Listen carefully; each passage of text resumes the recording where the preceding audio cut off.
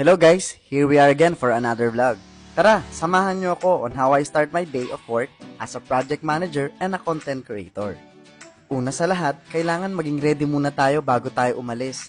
Alam naman natin na kahit anong work mo, ay dapat lagi kang handa at preparado, mapa sa business man yan or sa isang pagiging entrepreneur.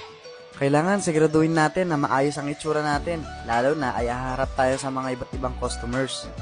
5 minutes away nga lang itong office, kaya mabilis akong nakadating dito para mag-login na. At kahit minadali ko na nga parang napansin ko na-late pa din ako. Siguro kaka-video kakarating sa vlog natin. Anyway, nagbiyahe na nga kami all the way from Pampanga to Pangasinan. At ngayong araw nga kasama natin si PM Jers at si Architect Chan para sa ating mga clients na isa-site visit. At syempre, ang pinaka-importante dito ma-check natin yung mga pool areas nila. Almost 3 hours din ang naging biyahe namin papunta dito at ang ating unang client for today ay ang 34K Hotel and Resort. We always make sure nga na maayos ang aming pananamit at itsura. Isa kasi itong marketing strategy para sa first impression ng ating client.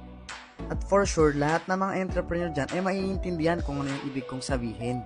At pagdating nga namin dito ay chinek na namin yung buong area kung meron bang mga pagkakapitan yung ating mga nets. Isa kasi ito sa pinaka-importanting dapat gawin para sa magiging installation at magiging 3D perspective ni architect sa design.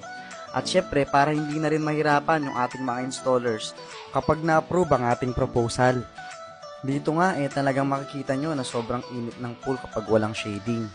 Kaya habang wino-work out ni Architect Chan ang pag-sketch para sa area ay kinausap na namin ni PM Jers ang aming client para sa plan and details na gagawin para sa pool area ni client. After nga namin dito nag-proceed agad kami papunta sa second client namin. 30 minutes away lang naman siya from our previous client. Isa nga din ito sa mga pinakamalaking resort na napuntahan namin. Napansin ko nga mayroon mga ilang nets na naka-install na dito pero mukhang gustong padagdagan na ang ating client ang mismong pool area ng sail shade net. Hinihintay nga namin na mamit ang ating client dito sa lobby area ng Silver Concha Wave Pool Resort. Ganito lang guys yung nagiging work activity ko kapag nag-site visit kami kasama ang Smart Buy team.